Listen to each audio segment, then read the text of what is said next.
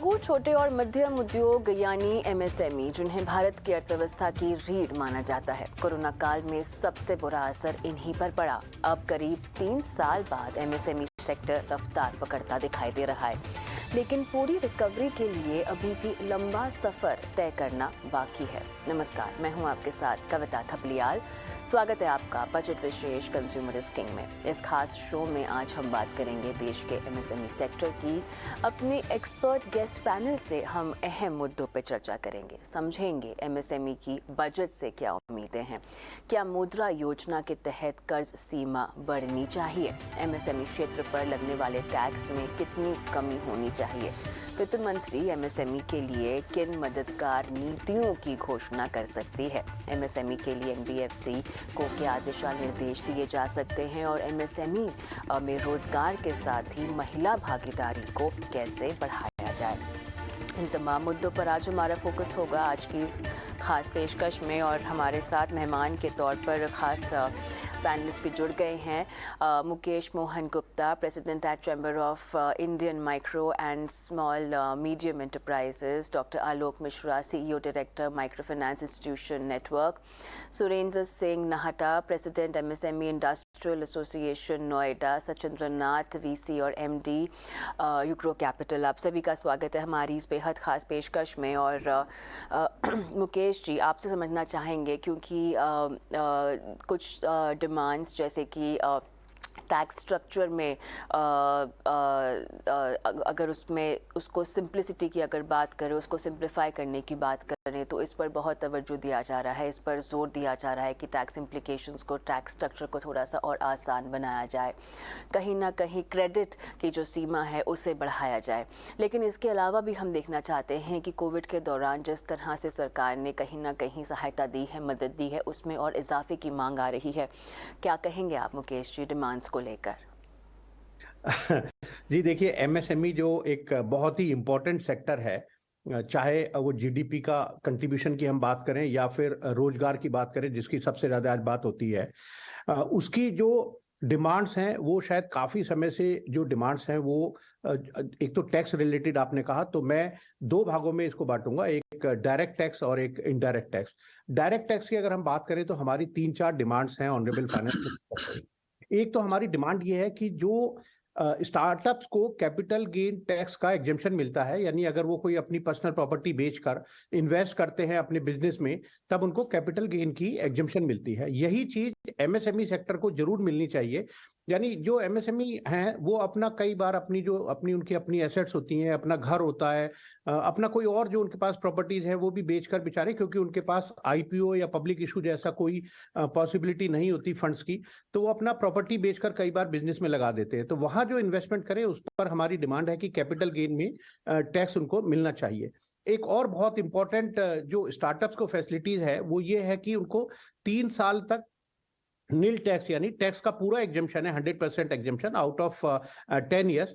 ये जो फैसिलिटी है ये एमएसएमईज को भी मिलना चाहिए, क्योंकि एमएसएमईज भी एक स्टार्टअप्स ही हैं, और वो कम से कम एमएसएमई जो स्टार्टअप की डेफिनेशन में इस तरह से आते हैं कि उनकी टर्नओवर 100 करोड़ तक हो, या वो 10 साल पुराने इनकॉर्पोरेशन से ज्यादा पुराने ना हो। कम से कम ऐसे एमएसएमईज को ये जो टैक्स का एग्जेम्पशन है वो जरूर मिलना चाहिए। इसके अलावा एक और खास बात डायरेक्ट टैक्सेशन में मैं कहूंगा कि देखिए, जो कंपनीज हैं उनको तो रिलैक्स्ड, यानी कुछ कम टैक्स का बेनिफिट मिलता है, उनको टैक्स देना पड़ता है 25%, 22%। लेकिन अधिकतर जो एमएसएमईज हैं वो प्राइवेट लिमिटेड के रूप में काम नहीं करती हैं, वो काम करती हैं या तो पार्टनरशिप के रूप में या फिर एलएलपी के रूप में। तो हमारी एक डिमांड है कि जो पार्टनरशिप या एलएलपी के रूप में जो एमएसएमईज काम कर रही हैं उनको भी ये जो lower rate of income tax है उसका फैसिलिटी जरूर मिलना चाहिए। इसके अलावा हमारी एक डिमांड ये भी है कि प्रोपरेटरशिप कंसर्न अगर कोई होता है या कोई प्रोपरेटर होता है, तो देखिए उनको प्रोग्रेसिव टैक्स सिस्टम हमारे यहाँ पर है, यानी भाई अगर इनकम कम है तो आपका टैक्स स्लैब भी कम होगा, टैक्स रेट कम होगा, इनकम बढ़ती है तो भाई आप ज्यादा टैक्स दे सकते हैं। तो मैं समझता हूं कि ये जो फैसिलिटीज हैं ये प्रोपरेटरशिप के साथ साथ जो पार्टनरशिप में लोग काम कर रहे हैं या जो एलएलपी में काम कर रहे हैं उनको भी ये फैसिलिटी मिलनी चाहिए। जहां तक इनडायरेक्ट टैक्स का सवाल है, तो हमारी डिमांड ये है कि देखिए, हमने देखा है बहुत सारे केसेस में कि जब ये एमएसएमईज हैं अपना कोई सर्विस दे देते हैं या कोई गुड्स सप्लाई कर देते हैं, तो बहुत सारे केसेस में जो जो बायर्स हैं वो समय से पेमेंट नहीं करते, और सबसे बड़ी समस्या तब आती है कि हमने अपना 100 रुपए तो लगा ही दिया, साथ में जो 18 रुपए जो जीएसटी है, मेरा ये मानना है कि जो जीएसटी है ये सप्लायर का कोई टैक्स नहीं है, ये हम कलेक्ट कर रहे हैं बायर से on behalf of the government, और भैया टैक्स उनसे कलेक्ट करके हम आपके सरकार के अकाउंट में जमा कर रहे हैं। लेकिन होता यह है कि वो 18 रुपीज जो 18% नॉर्मली जो जीएसटी है वो भी हमें अपनी जेब से देना पड़ता है, तो 100 तो गए, साथ में 18 रुपए जो जो बायर को देने थे वो भी हमारी जेब से चले गए। ये एक बड़ी समस्या है। तो मैं समझता हूं कि अगर ये जीएसटी में कुछ ऐसा प्रोविजन कर दिया जाए कि जब हमारा पेमेंट मिल जाए आप हमसे जीएसटी ले लीजिए। डिलेड पेमेंट के लिए बहुत सारी हमारी रिकमेंडेशन सजेशन है, उसमें हमारी सरकार से बात चल रही है। एक दूसरी आपने इंपॉर्टेंट बात कही कि जो बैंकिंग से रिलेटेड है, तो बैंकिंग से रिलेटेड मुझे लगता है कि देखिए एक जो कोविड काल में खास तौर से एक ये प्रॉब्लम आई अधिकतर एमएसएमईज की कि उनका सिबिल रिपोर्ट यानी जो क्रेडिट ब्यूरो का रिपोर्ट है वो कभी ना कभी किसी ना किसी कारण से, चाहे छोटा सा उनका कोई क्रेडिट कार्ड का डिफॉल्ट रहा हो या कोई बिजनेस में डिफॉल्ट रहा हो, may be due to COVID problem, उसकी वजह से उनका जो स्कोर है वो कम हो जाता है, जो सीएमआर रेटिंग है उस पर इम्पैक्ट पड़ जाता है। तो हमारी डिमांड और रिक्वेस्ट एक ये है कि कम से कम जो कोविड का डिफॉल्ट है उसके लिए ये जो स्कोर है या जो सीएमआर रेटिंग है उस पर इम्पैक्ट नहीं होना चाहिए। एक बहुत अच्छी सरकार ने घोषणा की, उन्होंने कहा कि सीजीएसएस यानी credit guarantee scheme for startup लाए, जहां उन्होंने कहा कि अब हम 10 करोड़ तक का लोन स्टार्टअप को कोलेटरल फ्री देंगे। बहुत ही सराहनीय कदम है। लेकिन जो एमएसएमईज हैं, और जैसे मैं हमेशा कहता हूं कि एमएसएमईज भी वो स्टार्टअप्स हैं जो नई एमएसएमईज हैं या जो 10 साल से पुरानी नहीं है, तो हमारी डिमांड है कि जो सीजीटी एमएससी है यानी credit guarantee trust for micro and small enterprises के लिए जो 2 करोड़ तक का लोन है उसको भी 10 करोड़ कर दिया जाए, और अगर 10 करोड़ करने में कोई समस्या है अभी इमीडिएटली तो उसको कम से कम 5 करोड़ तो जरूर ही कर दिया जाए। एक और बहुत बड़ी समस्या है बैंकिंग में जब हम जाते हैं तो क्लियरली यहाँ पर वर्किंग कैपिटल को और मुहैया करने की आपकी जो डिमांड है वो आप पुरजोर तरीके से सामने रख रहे हैं, और बाकी जो आपने सिंप्लीफिकेशंस की बातें सुझाई हैं और जो आपने मांगे रखी हैं आलोक, इसके अलावा अगर हम फुल फ्लेज्ड इंटीग्रेशन की बात करें तो सरकार ऑलरेडी सोच रही है कि उद्यम हो गया, ई श्रम हो गया, नेशनल करियर सर्विसेज, असीम पोर्टल हो गया, इसको और विस्तार किया जाए इन योजनाओं में, इनको और बेहतर बनाया जाए। इसमें एक बात अगर आप मुझे और 1 मिनट का और मौका दें, बाकी पैनलिस्ट भी हैं, मैं आपके पास फिर से आऊंगी। बहरहाल आलोक जी से मैं ये सवाल रखना चाह रही थी जहां पर मैं उनसे उद्यम, ई श्रम और नेशनल करियर सर्विसेज असीम पोर्टल के विस्तार के बारे में समझना चाह रही थी, क्योंकि सरकार खुद इनको रिस्ट्रक्चर करने के बारे में भी सोच रही है। नॉन टैक्स बेनिफिट्स जो हैं उनको एक्सटेंड कर दिया गया है 3 साल तक। अब ये जो कदम है जिस पर सरकार और रिस्ट्रक्चर करके काम करने की मंशा बना रही है, इनमें आप क्या क्या नयापन देखना चाहते हैं? देखिए, आपने एक तो उद्यम नंबर की बात की, तो उद्यम नंबर एक बड़ा पेन पॉइंट हो गया था इस सेक्टर के लिए, बिकॉज मैं जिस सेक्टर को रिप्रेजेंट करता हूं जिसमें banks, small finance banks, NBFC, MFIs आते हैं, और वो आज माइक्रो फाइनेंस लोन्स उन एंटरप्राइजेस को दे रहे हैं जो कि माइक्रो, क्या माइक्रो से भी थोड़ा सा नीचे मैं बोलूंगा उनका क्लासिफिकेशन, नैनो एंटरप्राइजेस को दे रहे हैं। और total 6 crore women, low income women borrowers को अभी तक ये लोन दिया जा रहा है इस समय। अब जब उद्यम नंबर आया था तो सबसे बड़ी प्रॉब्लम थी कि उद्यम नंबर में आपको जाके पैन, जीएसटी, ये सब डिटेल्स डाल के रजिस्ट्रेशन करना है, और उसके बाद जब आपका यूआरएन नंबर मिल जाएगा उसके बाद ही आपको एमएसएमई क्लासिफिकेशन मिलेगा और बैंक की फंडिंग प्रायोरिटी सेक्टर में टैग हो पाएगी। ये बड़ा इशू हो गया था। हमने इसको मिनिस्ट्री ऑफ एमएसएमई के लिया, सिडबी के साथ लिया, सिडबी सीएमडी ने और सिडबी की टीम ने बहुत मदद की। अब जाके इसका एक सोल्यूशन निकला है, एक सिंप्लीफाइड फॉर्मेट बना है ऐसे बोरोवर्स के लिए, जिससे कि उनका बल्क अपलोड किया जाएगा उद्यम असिस्ट पोर्टल में, और उनको भी आधार वेरिफिकेशन के बाद उद्यम नंबर मिल जाएगा। तो ये एक बहुत बड़ा काम हो रहा है, और मुझे लगता है कि नेक्स्ट 6 से 8 महीने में करीब 5 करोड़ जो कि अभी इनफॉर्मल जिनको आप कहते हैं इंटरप्राइजेस, नैनो इंटरप्राइजेस, इनके पास उद्यम नंबर आ जाएगा। तो ये प्रॉब्लम अभी सॉल्व हुई है, अभी पायलट स्टार्ट हुआ है, और मुझे लगता है 6 से 8 महीने लगेंगे, तो ये उद्यम नंबर की तो प्रॉब्लम सॉल्व हो गई। लेकिन इसके साथ हमने गवर्नमेंट से, ऑनरेबल मिनिस्टर ऑफ फाइनेंस से 2-3 रिक्वेस्ट की हैं इसको बढ़ाने के लिए कि इस सेक्टर को कैसे बढ़ाया जाए। देखिए, इसमें आप जैसा कि हम पहले वक्ता बोल रहे थे कि मैक्सिमम जो इंटरप्राइजेज हैं वो प्रोप्राइटरशिप हैं, छोटी इंटरप्राइजेज हैं, हम जिनसे डील करते हैं 50,000 से लेके 1 लाख तक की लोन रिक्वायरमेंट उनकी रहती है और बहुत अच्छा उनका क्रेडिट रिकॉर्ड रहा है, बहुत अच्छी क्रेडिट हिस्ट्री रही है। तो हमने 3 चीज़ों की मांग की है। एक तो कोविड काल में जो एक गवर्नमेंट ने हमने रिक्वेस्ट किया था, मिनिस्ट्री ऑफ फाइनेंस ने एक्सेप्ट किया था, क्रेडिट गारंटी फंड बनाया था कि बैंक जब एनबीएफसीज को लोन देती है तो उस पर 75% पे गवर्नमेंट की गारंटी रहेगी। उसका बहुत फायदा हुआ था, छोटे एनबीएफसीज को लोन मिला, उससे 20 लाख करीब लोगों को तक ग्राउंड लेवल पे लोन गया।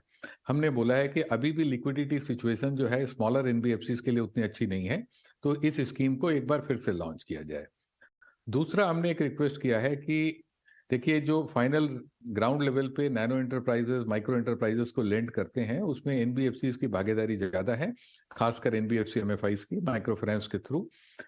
तो उनकी जो लोन रिक्वायरमेंट होती है, फंडिंग रिक्वायरमेंट एनबीएफसी एमएफआईज की, वो ज्यादातर मीट होती है बैंक से, और बैंक क्रेडिट कभी कभी लिक्विडिटी साइकिल्स में चली जाती है और कभी लिक्विडिटी फ्लो थोड़ा टाइट हो जाता है, श्योरिटी नहीं रहती है, उससे इफेक्ट आता है, जैसा कि हमने कोविड काल में देखा।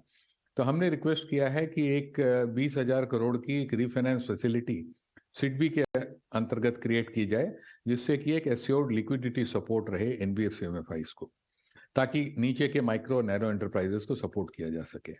और तीसरी बात जो हमने रिक्वेस्ट की है गवर्नमेंट से कि ज़्यादातर एनबीएफसीज में, एनबीएफसी एमएफआईज में जो इक्विटी कैपिटल है, डेट के अलावा जो इक्विटी कैपिटल है, वो इक्विटी कैपिटल हम चाहते हैं कि इंडियन डोमेस्टिक इक्विटी लगे। और इंडियन डोमेस्टिक इक्विटी लगने का तरीका है कि डेवलपमेंट फाइनेंस इंस्टीट्यूशंस जो हैं, जैसे कि नाबार्ड, सिडबी, ये इनमें इन्वेस्ट करें। और आपको जैसा कि ज्ञात होगा कि गवर्नमेंट ने ऑलरेडी सिडबी के पास एक India micro finance equity fund रखा है, नाबार्ड के पास भी। हमने ये रिक्वेस्ट किया है कि इसका कॉर्पस बढ़ाया जाए और इससे सैंक्शंस को भी एक गति दी जाए, क्योंकि अभी कॉर्पस तो है लेकिन उससे ज़्यादा सैंक्शंस नहीं आ रहे हैं। तो इक्विटी में डोमेस्टिक इक्विटी आए जो कि पेशेंट कैपिटल हो। दूसरा, एक रिफाइनेंस का कॉर्पस, डेडिकेटेड रिफाइनेंस कॉर्पस बनाया जाए माइक्रो और नैनो एंटरप्राइजेस को लेंड करने के लिए एनबीएफसी एमएफआईज के द्वारा सिडबी में। और पहला कि credit guarantee scheme bank lending पे जो कोविड काल में की गई थी उसको फिर से कंटिन्यू किया जाए। तो मेरा मानना है कि इन तीनों के साथ, और साथ में जो ये उद्यम नंबर का फॉर्मलाइजेशन प्रोजेक्ट स्टार्ट हो गया है और अब 6 से 8 महीने में इसमें करीब 4 से 5 करोड़ मुझे लगता है कि माइक्रो नैनो एंटरप्राइजेस आ जाएंगे। इन प्रयासों के साथ आई थिंक इस सेक्टर को बहुत गतिशीलता मिलेगी। और आपको मैं आखिरी में एक चीज और बता दूं कि हमने national council of applied economic research से एक स्टडी कराई थी कि ये जो सेक्टर है, हम जो लेंडिंग करते हैं माइक्रो फाइनेंस में, इसका कंट्रीब्यूशन क्या है नेशनल इकोनॉमी में। तो ये निकल के आया है कि around 2.5% of the GDP, entire country GDP. बिल्कुल कंट्रीब्यूशन है और बढ़ाना भी चाहिए। अगर आपको $5 ट्रिलियन की इकोनॉमी 2025 तक बनानी है तो इनका काफ़ी अहम योगदान होगा। सुरेंद्र जी, अब मुझे ये बताएं, आप टेक्नोलॉजी इंफ्रास्ट्रक्चर एमएसएमई सेक्टर के लिए खास सरकार का कितना तवज्जो इस पर होना चाहिए, क्योंकि बहुत ज़रूरी है कि यहाँ पर टेक्नोलॉजी को एक्सेसिबल बनाया जाए एमएसएमईज के लिए, और ख़ासतौर से जो स्मॉल बिजनेसेस हैं उनको ट्रेन किया जाए और उन पर तवज्जो दी जाए, उनकी टेक्नोलॉजी इंफ्रास्ट्रक्चर को अडॉप्शन पर ज़्यादा फोकस किया जाए। कहीं ना कहीं स्किल्ड वर्कफोर्स को लेकर भी सरकार को काम करना चाहिए। क्या व्यू है आपका? मैं मेरे से सुरेंद्र जी। जी धन्यवाद आपका। बहुत अच्छा आपने पूछा इंफ्रास्ट्रक्चर के लिए। जी, मैं बताना चाहूंगा कि मैं यहाँ इस क्षेत्र से बिलोंग करता हूँ, नोएडा, जो गौतम बुद्ध नगर जिले से। यहाँ लगभग 20,000 के करीब इंडस्ट्रीज है और मोस्टली यहाँ स्मॉल स्केल एमएसएमई वर्क की फैक्ट्रियां हैं। इंफ्रास्ट्रक्चर की दृष्टि से देखा जाए तो मैम, हम लोग अब देखते हैं इसको कि ये क्षेत्र लगभग 45 वर्षों से ये डेवलप हो रहा है और आज भी ये क्षेत्र विकासशील की श्रेणी में आ रहा है, ना कि विकसित की श्रेणी में। अभी कोरोना काल में, जब कोरोना काल शुरू हुआ तो यहाँ की दिल्ली की सीमाएं बंद कर दी गई थी और दिल्ली की सीमाएं बंद कर देने के कारण यहाँ के जितने भी उद्योग हैं वो इतने ज्यादा प्रभावित हुए कि यहाँ इंफ्रास्ट्रक्चर कमजोर होने की वजह से उनका काम, कारोबार, उत्पादन ठप हो गया। कारण ये हुआ कि ये सब हम लोग यहाँ के जितने भी उद्यमी उद्योग हैं वो दिल्ली से डिपेंड होकर रहना पड़ता है। हमें कोई भी माल चाहिए, रॉ मटेरियल चाहिए तो दिल्ली जाना पड़ता है, तो दिल्ली के अलावा यहाँ हमारा मार्केट डेवलप नहीं हुआ। तो इंफ्रास्ट्रक्चर इतना ज्यादा जरूरी है कि यहाँ जैसे रॉ मटेरियल मार्केट है, आप मशीनरी मार्केट है, या छोटे कल पुर्जे चाहिए तो भी मार्केट है। अब देखिए एमएसएमई वर्ग की जो फैक्ट्रियां जितनी भी है, जो बड़ी बड़ी औद्योगिक जो इंडस्ट्रीज है, उनके एंसिलरी यूनिट के लिए हिसाब से काम करती है। बहुत बड़ा गारमेंट मैन्युफैक्चर है ये। हमारा गौतम बुद्ध नगर गारमेंट इंडस्ट्रीज के लिए जाना जाता है, और निर्यातक यहाँ बहुत ज्यादा है। और निर्यातक जो है, जो बहुत ज्यादा गारमेंट प्रोडक्ट ज्यादा बनाते हैं, उनकी छोटी एंसिलरी यूनिट है, जैसे प्रिंटिंग है, कोई स्टिकर बनाने वाली है, कोई लेबल बनाने वाली है, कोई पैकेजिंग यूनिट बनाने वाली है, सब अलग अलग है। उनको भी में ये मेरे ख्याल से यहाँ पर कुछ नेटवर्क को लेकर दिक्कतें आ रही हैं। सचिंद्र नाथ जी, यही सवाल मैं अगर आपसे पूछना चाहूँ तो आप क्या जवाब देंगे? टेक्नोलॉजी इंफ्रास्ट्रक्चर को लेकर कितना जोर देना चाहिए? देखिए, ऐसा है कि MSME as a sector generally budget में अगर कुछ सुविधाएं दी जाए तो कम से कम जीएसटी कम की जानी चाहिए। जो 18%, 28% जीएसटी जो लगती है, उसको 12% में लेके आना चाहिए। उसके अलावा बिजली के रेट जो ज्यादा है, उसको अब एमएसएमई वर्ग के उद्योगों के लिए भूखंड की रेट या ऑक्शन पे शुरू कर दिया है, बहुत ज्यादा रेट पे। तो जितना पैसा होता है वो औद्योगिक भूखंड पे लग जाता है। वर्किंग कैपिटल के लिए एमएसएमई वर्ग के उद्योगों के उद्यमी के पास बहुत कम पैसा बचता है। तो उसके बाद में जो वित्तीय संस्थाएं हैं, वो उनका शोषण शुरू कर देती है। सपोज अगर किसी के पास ज्यादा नहीं है और बैंकों के पास जाते हैं ऋण लेने के लिए, तो बैंक वाले अलग अलग तरीके से उन पे चार्जेस थोपते हैं और इंटरेस्ट भी रेट ज्यादा लेते हैं। तो शुरू से इंफ्रास्ट्रक्चर से लगा के वित्तीय व्यवस्था तक सरकार को बहुत सोचना होगा। मेरी रिक्वेस्ट यही रहेगी आपके माध्यम से कि आने वाले बजट में जीएसटी के लिए और वित्तीय संस्थाओं पर अंकुश बनाया जाना चाहिए, ताकि यहाँ के लघु सूक्ष्म मध्यम वर्ग के उद्योगों को हेल्प सहयोग मिल सके। और जब हम सोचते हैं कि यहाँ के हमारे उद्योग जो है वो चीन से टक्कर ले, तो चीन से टक्कर तो ले सकते हैं हमारे उद्योग। या उद्योगों की व्यवस्था थोड़ी सरकार को देखनी पड़ेगी। अगर सरकार का सहयोग मिलेगा तो मैं निश्चित रूप से कह सकता हूं कि यहाँ एक एक उद्योग चीन की टक्कर में अच्छा उत्पादन दे सकते हैं और अच्छा यहाँ उत्पाद हो सकता है। अब यहाँ रोजगार के लिए हम लोग दे लेते हैं, तो औद्योगिक क्षेत्र में सरकार को ये भी देखना होगा कि यहाँ, अब मैं यहाँ इस जिले की बात करता हूँ आपसे कि ईएसआईसी हॉस्पिटल हमारे यहाँ है, और लगभग 15 लाख के करीब हमारे 11 से 15 लाख के बीच में ईएसआई कार्ड होल्डर हमारे वर्कर हैं, और उनके आश्रित जो है वो 40 से 45 लाख आश्रित है। तो वो अपना अंशदान कटवाते हैं, लेकिन उनको समय पर इलाज नहीं मिलता। और आज 45 वर्षों के बाद भी हमारे जितने लेबर है, वर्कर है, उनको रहने के लिए आवास नहीं है। तो ऐसे में कोरोना काल में हम लोगों ने देखा कि जब आवास नहीं था तो लोग जो वर्कर थे वो छोड़ के पलायन कर गए। तो सरकार को इंफ्रास्ट्रक्चर के लिए बहुत ज्यादा जरूरी है कि वर्करों के आवास की व्यवस्था हो, और यहाँ रॉ मटेरियल के मार्केट की, मशीनरी मार्केट की, और तमाम ये सुविधाएं जो है, इलाज की, शिक्षा की, ये सब सुविधाएं भी देख के हमें चलना पड़ेगा। कारण कि इतने बड़े औद्योगिक क्षेत्र को विकसित करने के लिए ये विकासशील बना हुआ है, विकसित नहीं हुआ 45 साल में।